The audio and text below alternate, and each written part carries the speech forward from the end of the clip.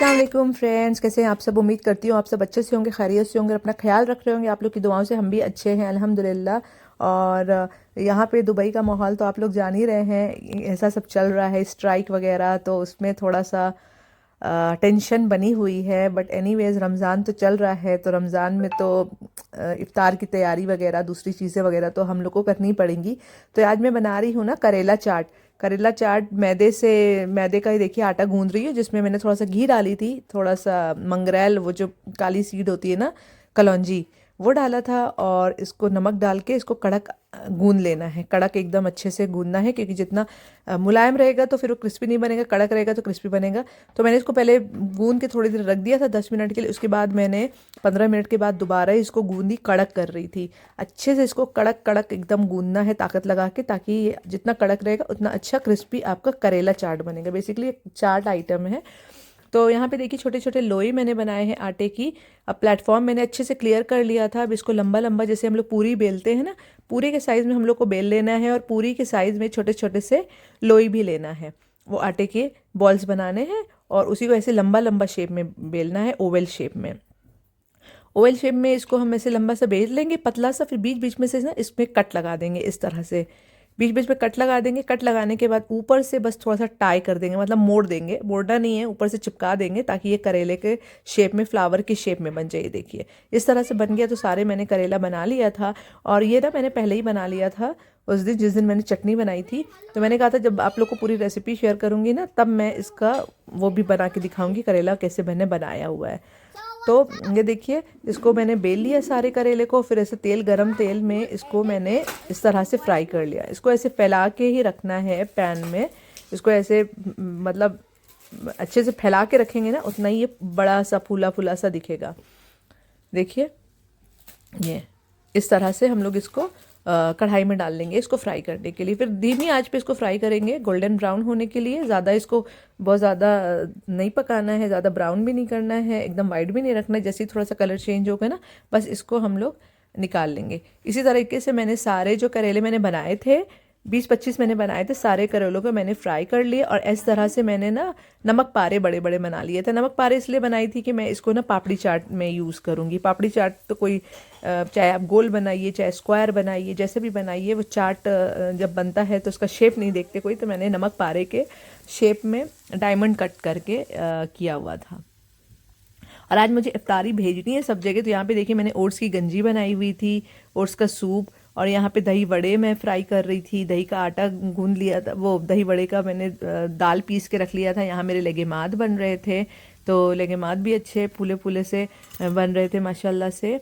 और तो जब हम लोग कहीं कुछ भेजते हैं ना इफ्तारी, तो कितनी सारी तैयारी करनी होती है, और जल्दी जल्दी सब बना के रखना होता है, क्योंकि टाइम पे सबको घर पहुंचाना होता है इफ्तार। तो आज मैंने सोचा था मैं कुछ ज़्यादा आइटम्स बनाती हूँ। पहले तो अपना देसी इफ्तारी बनाती हूँ, और फिर सबको, जितने भी मेरे फ्रेंड्स हैं बिल्डिंग में, सबको मैं भेजती हूँ। तो इस तरह से मैंने ये देखिए आप, दही वड़े के लिए भी दाल लेके इस तरह से बनाया था, और कितने फूले फूले से माशाल्लाह दही वड़े भी बने हुए थे, अंदर से एकदम सॉफ्ट एंड क्रिस्पी। अपनी जो देसी जो होती है ना, उसमें देसी इफ्तारी में दही वड़े, चने, पकौड़े, ये सारी चीज़ें तो मेन होती। जब तक वो नहीं होता तब तक इफ्तारी पूरी नहीं होती है। तो यहाँ पे देखिए, यहाँ पे स्प्रिंग रोल्स हम लोग ने बना के रखे थे, वो फ्राई कर रही हूँ। और इस तरह से ना डब्बों में मैंने सारी इफ्तारी को, जितने भी मुझे घर भेजना था ना, सबको डब्बों में इस तरह से निकाल लिया था। दही बड़े जो जो भी मैंने इफ्तारी बनाई थी ना, सबको इस तरह से डब्बे में पैक करने के लिए, क्योंकि ताकि देने में भी ईजी रहे और वो स्पिल नहीं हो, गिरे नहीं। तो सारे इस तरह से मैं चाट मसाला वगैरह डाल रही हूँ, सबको चाट मसाला, ऊपर से चिली फ्लेक्स, और जो जो भी आपको डालना है, मीठी चटनी, खट्टी चटनी। तो इससे क्या होता है, टेस्ट और अच्छा हो जाता है मीठी चटनी खट्टी चटनी से। तो देखिए इस तरह से मैंने सारे चटनियों को ऐड कर दिया था। फिर यहाँ पे खट्टी चटनी मैं ऐड कर रही थी, वो जो हरी चटनी जो होती है ना, वो। तो इससे ऊपर से लुक भी अच्छा हो जाता है, और टेस्ट भी बहुत अच्छा हो जाता है दही वड़े का। समोसे भी देखिए यहाँ पे मेरे फ्राई हो रहे थे, और मैं कब से लगी हुई थी कि जल्दी जल्दी सब करके टाइम पर भेजूँ। मगर क्या होता है ना कि लास्ट मोमेंट पे लेट हो ही जाता है। हम चाहे जितनी भी इफ्तारी जल्दी जल्दी करें ना, सब लेट हो जाता है। तो यहाँ दही बड़े सब पैक हो गए थे, बना लिए थे। ये सीख कबाब मैंने फ्रीज़ करके रखे थे, वो भी मैंने निकाल लिया था। देखिए गुलगुले भी फ्राई हो गए हैं, और यहाँ पकौड़ियों के लिए बेसन भी करके रखा है। इतने में ना मेरा भाई आ गया, ये देखिए। भाई को भी बुलाया था हम लोगों ने, क्योंकि उन दिनों माहौल जब स्टार्टिंग में ख़राब हुआ था ना, तो भाई लोग को भी बोला था कि आ जाओ, तो वो लोग भी आ गए थे। तो यहाँ देखिए जो करेला है ना, करेले के ऊपर मैंने ये जो मटर होती है ना, वो बटर इस तरह से पका के फैला लिया। तो मटर को सादा नमक डाल के बस मैंने उबाला था, जब वो गल गई तो उसको करेले पे फैला दिया था। और यहाँ कस्टर्ड का जो मैंने बोल बना के रखा हुआ था डाइनिंग टेबल पे, ये देखिए पूरा कस्टर्ड भी मैंने पैक कर दिया था सबको। और दूसरे बॉक्सेस में ना ये चना चाट है, छोले चाट जो होते हैं, तो दही वड़े, कस्टर्ड, छोले चाट, ये सबको मैंने बना के हॉल में रख दिया था। यहाँ पे देखिए वो जो करेला था ना, जिसके ऊपर मैंने मटर डाली हुई थी, जैसे चना होता है, मटर होती है ना हरी वाली मटर जो सूखी हुई होती है, वही मटर उबाल के मैंने रखा था। तो उसी के ऊपर मैं चटनी डाल रही हूँ, और एक तरफ भाई जो है वो पकौड़ियाँ फ्राई कर रहा था। तो इस तरह से मीठी चटनी जो मैंने आपको लास्ट व्लॉग में दिखाई थी, मीठी चटनी जो मैंने बनाई थी ना इमली की, वही चटनी मैंने डाली है। ऊपर से दही डालना है, थोड़ा दही, हरी चटनी, मीठी चटनी, थोड़ी सी सेव, सब डालना है। उससे क्या होता है ना, टेस्ट जो है पापड़ी चाट का या करेला चाट का बहुत अच्छा होता है, एकदम जैसे बाज़ार के जैसे लगने लगता है। तो हम लोग जो इलाहाबाद से हैं वो तो जानते ही होंगे, वहाँ पे तो हर चाट की शॉप में करेला चाट मिलता है। तो यहाँ पे ऊपर से मैंने सेव डाला है, सेव से भी थोड़ा अच्छा उसका क्रिस्पीनेस रहता है। और बाद में ऊपर से मैं थोड़ा सा अनार से और हरे धनिया से भी इसको गार्निश करूँगी। तो चारों तरफ फैला के मैंने सेव डाल लिया है।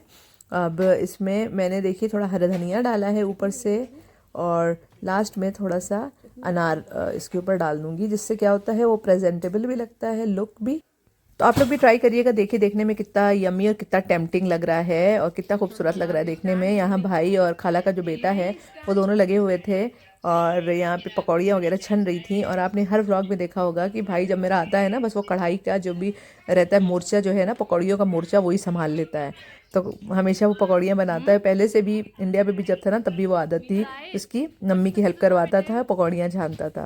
और यहाँ पे सारी इफ्तारियाँ हम लोगों ने दस्तर एक बिछाया था नीचे, ताकि सब लोग अच्छे से बैठ जाएं, क्योंकि आज लोग भी ज़्यादा थे, भाई लोग भी थे। और यहाँ पे देखिए मैंने पूरा सब सामान जो है फॉइल इसमें डाल दिया है। सारी इफ्तारी यहाँ पे आ गई है। तो बस हम लोग को सब सारे बॉक्सेस में ना सब कुछ अरेंज करना था, कि सब बॉक्सेस में सब कुछ है कि नहीं है, किसी को कुछ छूटे नहीं। तो हम लोग वही बैठ के सारा वो कर रहे थे, पैकिंग में सब लोग हेल्प कर रहे थे। देखिए बाकी जो गीले आइटम जो थे ना, जैसे कस्टर्ड हो गया, दही वड़े हो गए, छोले, वो सब मैंने डब्बों में पैक करा था, वो मैंने आपको दिखाया था। तो इस तरह से बाकी जो सूखे जो भी आइटम थे, देखिए चिकन सैंडविच भी बनी हुई है। तो इस तरह से हम लोगों ने ना सूखी सूखी जो भी चीज़ें थी वो फॉयल बॉक्स में पैक करा हुआ था। और यहाँ पे मैंने कस्टर्ड, कैरामल कस्टर्ड भी बनाया हुआ था। तो बस मैं और अम्मी जो हैं वो सारे बॉक्सेस में इफ्तारी डाल रहे थे, और जो मेरा खाला का बेटा था वो सब बॉक्सेस को जो है पैक कर रहा था। इफ्तार के टाइम में जितने लोग भी होते हैं ना, कम ही हो जाते हैं। मतलब अगर काम आपका ज़्यादा हो, इफ्तार तैयार नहीं हुआ हो, तो जितने लोग भी रहते हैं ना, सब काम में लग जाते हैं। ऐसा माहौल ही हो जाता है वो अज़ान के टाइम का, कि सब लोगों को लगना ही पड़ता है इफ्तार के लिए। तो यहाँ पे देखिए सारी इफ्तारी वगैरह अच्छे से सब पैक हो गई है माशाल्लाह से। कई घर मैंने भेजे थे, 8-9 घर मैंने भेजा था। और बाद में ना वो इतने ज़्यादा वो हो गए थे, जायद तो को सबके घर जाना, तो जायद ने बोला मैं सब कुछ संभाल नहीं पाऊँगा मम्मा, तो मेरे साथ किसी को भेजिए वरना गिर जाएगा। तो मैंने अपने हस्बैंड को बोला आप लिफ्ट के पास खड़े हो जाइएगा, और अपने अपने कज़िन को भी भेजा कि जाओ जाओ, मामू भी जा रहे हैं और पापा लिफ्ट के पास रहेंगे, और जाके सबको दे कर आओ। जायद पापा लिफ्ट के पास रहेंगे, आप जाके सबके यहाँ बैग दे देना, क्योंकि फिर वो पकड़ नहीं पाता ना, तो गिर जाता, फिर मेहनत मेरी बेकार हो जाती। तो इसलिए हस्बैंड को और भाई को भेज दिया था। ये जायद जोहान भी जा रहे हैं। और भी हम लोग पैकिंग वगैरह इधर कर रहे थे जो देना था। तो देखिए अम्मी प्लेट्स बना रही थी सबके लिए, प्लेट्स बना बना के रख रही थी, ताकि सबके प्लेट्स में सब कुछ रहे जब लोग इफ्तारी करने आए। तो बस अजान का टाइम हो गया था, सब लोग बैठ गए थे, और ये देखिए